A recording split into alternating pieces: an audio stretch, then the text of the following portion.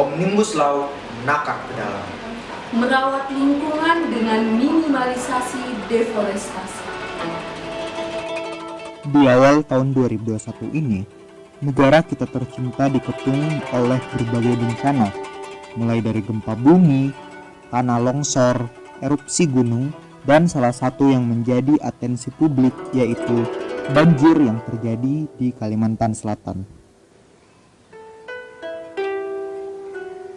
Berdasarkan data dari BPBD Provinsi Kalimantan Selatan per tanggal 24 Januari 2021, banjir di Kalimantan Selatan merendam 11 kabupaten kota dan menyebabkan 113.420 warga mengungsi. Selain itu, 628 sekolah, 609 tempat ibadah, 75 jembatan, 99.258 rumah, dan juga 46.235 hektar lahan sawah juga ikut terdampak banjir. Dari segi ekonomi sendiri, kerugian yang disebabkan oleh banjir yang terjadi ditaksir sebesar 1,349 triliun rupiah. Yang menjadi pertanyaan, mengapa banjir terus saja terjadi hingga saat ini? Jawaban dari pertanyaan tersebut adalah karena adanya ketidakmampuan dari daerah resapan air di hulu yang tidak dapat menampung air. Hal ini terjadi karena adanya beberapa multifaktor. Contohnya seperti deforestasi atau penebangan hutan secara masif dan juga pembukaan lahan untuk area perkebunan, alih fungsi hutan untuk menjadi area pertambangan yang bisa menyebabkan sedimentasi pada tanah dan juga eksploitatif pada hutan lainnya. Jadi mayoritas faktornya itu berhubungan erat dengan kawasan hutan. Nah, hal ini dibuktikan oleh penelitian yang dilakukan oleh Wells dan kawan-kawan pada tahun 2016, di mana mereka menemukan bahwa frekuensi banjir dengan intensitas yang tinggi itu memiliki relevansi dengan pengadaan lahan bekas resapan air. Contohnya seperti termasuk tutupan, kondisi hutan, lahan basah akibat dari alih fungsi menjadi area pertambangan dan area perkebunan kelapa sawit. Hutan seyogyanya menjadi resapan air ketika hujan turun dengan curah yang tinggi. Akumulasi dari pola antropogenik pada kawasan hutan di Kalimantan Selatan menjadi faktor tertinggi atau salah satu penyebab terjadinya banjir yang ada di Kalimantan Selatan. Lantas, bagaimanakah pendapat para pemangku jabatan mengenai hal tersebut? Banjir besar yang mungkin sudah lebih dari 50 tahun tidak terjadi di Provinsi Kalimantan Selatan. Curah hujan yang sangat tinggi, hampir 10 hari berturut-turut, sehingga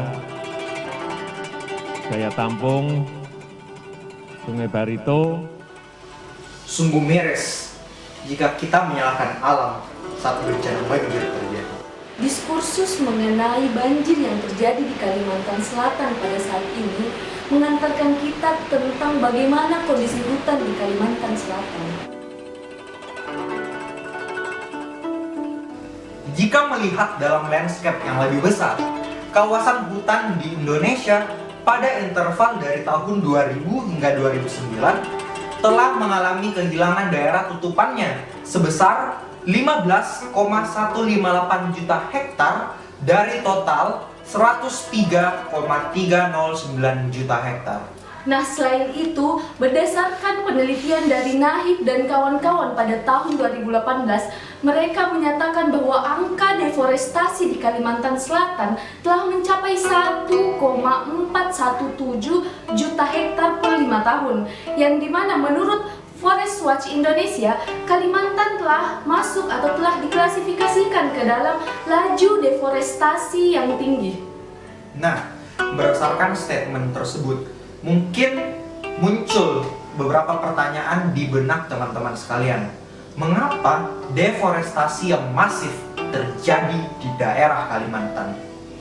Nah, sebenarnya hal ini terjadi karena ada dua faktor terbesar yang mempengaruhi hal tersebut dan terutama di daerah Kalimantan Selatan, yaitu alih fungsi kawasan hutan menjadi area pertambangan dan pembukaan lahan untuk menjadi perkebunan kelapa sawit.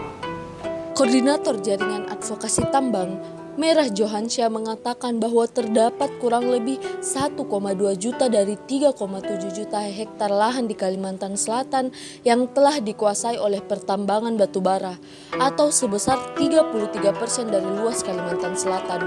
Dan kurang lebih 620.000 hektar atau sebesar 17% lahan di Kalimantan Selatan telah dikuasai oleh hak guna usaha perkebunan kelapa sawit dan juga dengan skala yang besar. Kurang lebih 50% dari lahan yang ada di Kalimantan Selatan telah dikuasai oleh pertambangan dan perkebunan kelapa sawit. Hal tersebut belum dijumlahkan dengan industri ekstraktif yang lainnya.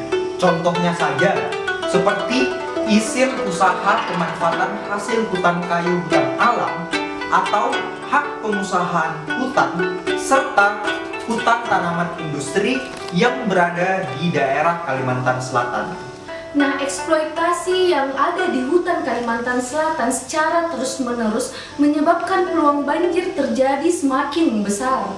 Wells dan kawan-kawan pada tahun 2016 telah memprediksi hal tersebut dengan melakukan penelitian dan mapping terhadap beberapa titik dengan tren banjir yang tinggi, dan salah satunya ialah di Kalimantan Selatan. Eksploitasi hutan yang terjadi di daerah Kalimantan Selatan terfokus pada sejauh mana terjadinya alih fungsi kawasan hutan menjadi area pertambangan. Maka dari itu, chapter selanjutnya kita akan membahas tentang sejarah pertambangan di daerah Kalimantan Selatan. Pertambangan di daerah Kalimantan Selatan dimulai dengan dikeluarkannya keputusan Presiden nomor 49 tahun 1981 mengenai kontrak pengusahaan batubara generasi 1, di mana yang familiar kita kenal dengan Perjanjian Karya Pengusahaan Pertambangan Batubara atau PKP2B. Nah, pada kontrak pengusahaan batubara generasi pertama ini terdapat 3 perusahaan, yaitu PT Arutmin di Kabupaten Kota Baru, PT Adaro di Kabupaten Hulu Sungai Utara dan Tabalong, dan juga PT Chonghua OMD di Kabupaten Banjar. Kontrak pengusahaan batubara generasi kedua dimulai dengan dikeluarkannya keputusan Presiden nomor 21 tahun 1993. Nah, pada generasi kedua ini, perusahaan pertambangan batubara bertambah menjadi 5 perusahaan, yaitu PT BCS, PT Bantala CM, PT Antang Gunung Meratus, PT Jorong Barutama, dan PT Borneo Indobara. Tidak berhenti sampai di situ, sepak terjang pertambangan di daerah Kalimantan Selatan tetap berlanjut ke kontrak pengusahaan batubara generasi ketiga dengan dikeluarkannya keputusan Presiden nomor 75 tahun 1996. Nah, pada generasi ketiga ini terdapat 11 tambahan perusahaan pertambangan sebagai berikut: PT Mantimin Coal Mining, PT Bara Pramulia Abadi, PT Generalindo Prima Coal, PT Wahana Barata Mining, PT Eka Satyayana Tama, PT Lianganggang Cemerlang, PT Sinarindo Barakarya, PT Adibara Bansatra, PT Bukit Kalimantan Indah, PT Sinamas Energindo Mulai, dan yang terakhir PT Kalimantan Energi Lestari. Selain daripada pengusahaan batubara, juga ada andil dari PET, di mana yang kita tahu PET adalah pertambangan tanpa izin, di mana PT ini juga mengeruk sumber daya alam yang ada yang mengorbankan hutan-hutan yang ada di Kalimantan Selatan. Tercatat pada tahun 2004, sebanyak kurang lebih 10 juta ton metrik batu bara telah berhasil diproduksi oleh PT. Nah, jika melihat kondisi hutan pada saat ini, apakah pertambangan menjadi satu-satunya masalah fundamental yang harus dibenahi oleh pemerintah saat ini? Tidak, karena masih ada masalah yang sifatnya lebih fundamental lagi. Masalah yang tidak nampak, namun terasa. Tidak berdampak, namun nyata. Omnibus Law. Kata omnibus sendiri itu memiliki makna semua atau untuk semua. Nah, jika kita menilik dari segi historisnya, Omnibus Law itu akan bermuara kepada negara-negara yang memiliki sistem hukum Anglo-Saxon atau Common Law System. Nah, sedangkan kan Indonesia itu menggunakan sistem hukum Civil Law System. Nah, oke, jadi pada dasarnya sangat sulit untuk mendifusikan suatu konsep baru yang tidak dikerangkakan dalam suatu sistem hukum yang telah ada sebelumnya. Ya, betul sekali. Nah, seperti yang kita telah ketahui bersama bahwa Omnibus Law Cipta Kerja telah disahkan oleh Dewan Perwakilan Rakyat Indonesia pada tanggal 5 Oktober pada tahun 2020 silam. Jadi untuk penerapannya sendiri itu sudah berjalan sekitar 4 bulan lebih ya. Dan walaupun sudah berjalan selama 4 bulan lebih nih, mungkin Omnibus Law Cipta Kerja ini sudah menimbulkan beberapa atau mungkin banyak polemik masalah di masyarakat. Namun nih, mengapa berita tentang Omnibus Law Cipta Kerja itu sudah sangat jarang terlihat di media sosial? Latifah, kita tidak usah membahas mengenai konstelasi geopolitik yang ada. Nah, jadi Omnibus Law yang dimaksudkan untuk meningkatkan investasi yang ada di Indonesia itu memiliki potensi untuk meningkatkan degradasi lingkungan ke depannya. Oke, jadi terdapat 3 poin proyeksi dari penerapan Omnibus Law Cipta Kerja di Indonesia. Nah, yang pertama itu perizinan pemanfaatan kawasan hutan yang terus semakin mudah. Di dalam Undang-Undang Nomor 41 Tahun 1999 tentang Kehutanan mengatakan bahwa seluruh jenis perizinan pemanfaatan kawasan hutan tercantum secara lengkap yang terdiri dari 8 poin jenis perizinan dan terbagi berdasarkan fungsi dan peruntukan hutan. Dan di Undang-Undang Cipta Kerja sendiri itu mekanismenya semakin disederhanakan hanya menjadi satu jenis saja, yaitu perizinan berusaha. Nah, hal ini menunjukkan bahwa intervensi terhadap kawasan hutan melalui skema perizinan berusaha itu semakin masif. Selain itu nih, efek domino yang ditimbulkan oleh orang-orang yang memiliki kuasa ataupun modal, itu mereka semakin mudah untuk mengajukan perizinan berusaha di kawasan hutan. Dan perizinan itu tidak mempertimbangkan aspek ekologi, yang dimana aspek tersebut sangat penting untuk menjaga kelestarian lingkungan kita di masa yang akan datang. Ya, benar banget. Tapi selain itu, penerapan dari Omnibus Law Cipta Kerja itu akan semakin mempertegas ketidakpastian AMDAL. Jadi ada 3 poin utama pada proyeksi ketidakpastian AMDAL. Yang pertama, yaitu dihilangkannya terminologi izin lingkungan yang sebagaimana terjelaskan di dalam Undang-Undang Nomor 32 Tahun 2009 tentang perlindungan dan pengelolaan lingkungan hidup pasal 40. Yang kedua, yaitu aturan mengenai wajib AMDAL di dalam Omnibus Law Cipta Kerja hanya diberlakukan pada kriteria usaha yang proses dan kegiatannya berdampak penting terhadap lingkungan hidup, sosial, ekonomi, dan budaya. Padahal persyaratan AMDAL tidak dilihat secara parsial, yang dimana hanya usaha yang berdampak terhadap lingkungan hidup, ekonomi, sosial, ataupun budaya saja. Dan penyusunan dari dokumen AMDAL itu sendiri pada Omnibus Law Cipta Kerja itu nampaknya hanya melibatkan orang-orang yang terdampak saja. Sementara pada Undang-Undang Nomor 32 Tahun 2009 tentang Perlindungan dan Pengelolaan Lingkungan Hidup Pasal 26 menyebutkan bahwa proses penyusunan dokumen AMDAL juga melibatkan pemerhati lingkungan. Hal tersebut itu akan semakin mempersempit pada transparansi dari persyaratan pemenuhan suatu pendirian usaha. Dan proyeksi yang terakhir dari penerapan Omnibus Law Cipta Kerja ini yaitu semakin mudahnya perubahan peruntukan fungsi kawasan hutan. Di dalam Undang-Undang Nomor 41 Tahun 1999, mekanisme perubahan peruntukan dan fungsi kawasan hutan harus melalui persetujuan DPR.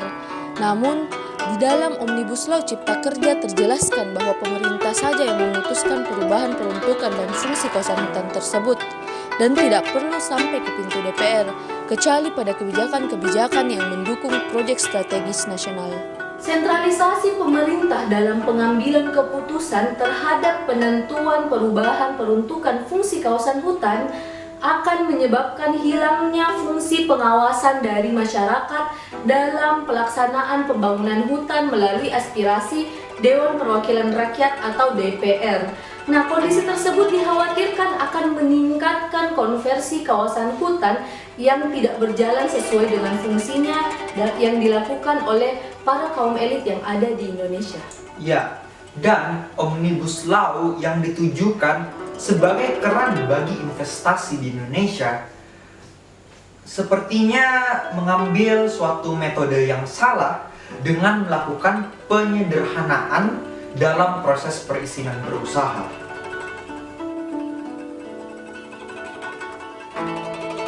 Berbagai bentuk penyederhanaan dari perizinan berusaha yang dikeluarkan oleh Omnibus Law Cipta Kerja tentunya akan berdampak kepada makin masifnya industri pertambangan di daerah Kalimantan Selatan.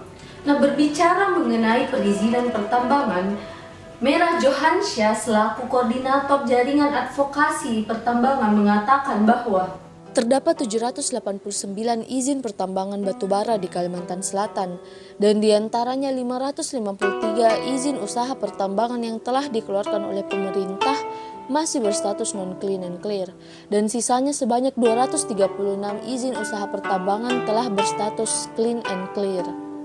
Dominasi perizinan pertambangan di Indonesia masih banyak yang berstatus non-clean and clear, yang dimana hal tersebut menunjukkan bahwa perizinan di Indonesia masih menjadi problematika tersendiri. Belum lagi nih ditambah dengan adanya Omnibus Law Cipta Kerja yang lebih menyederhanakan perizinan, yang dimana hal tersebut akan semakin memperbesar peluang deforestasi di Kalimantan Selatan. Betul. Dan selain itu, perizinan pertambangan itu seringkali tidak dibarengi dengan komunikasi yang aktif kepada masyarakat-masyarakat yang ada. Dan hal ini dibuktikan oleh penelitian yang dilakukan oleh Hakim pada tahun 2020, di mana beliau menemukan bahwa perizinan industri pertambangan di Pulau Sebuku, Kota Baru, Kalimantan Selatan yang dikeluarkan oleh pemerintah daerah itu tidak dibarengi dengan adanya komunikasi yang aktif kepada masyarakat-masyarakat lokal yang ada di sana. Nah, jadi penerapan Omnibus Law Cipta Kerja itu sendiri pada dasarnya masih bersifat konfliktual, yang dimana domain kapitalisme yang mempengaruhi kerangka berpikir dan akan mengabulkan nalar politik pemerintah dalam mengajukan kebijakan yang mengedepankan kepentingan dan kebutuhan masyarakat. Betul sekali, Latifah. Dan dalam contohnya saja dalam kondisi COVID-19 seperti ini, seharusnya pemerintah itu mengeluarkan kebijakan-kebijakan yang bisa membantu menyelesaikan permasalahan-permasalahan yang ada, bukannya menghadirkan kebijakan-kebijakan yang malah menimbulkan lagi permasalahan-permasalahan yang baru di kemudian hari. Oleh karena itu, kami BMFKM Unhas menuntut agar pemerintah mencabut Omnibus Law Cipta Kerja demi meminimalisir deforestasi serta menjaga kelestarian lingkungan.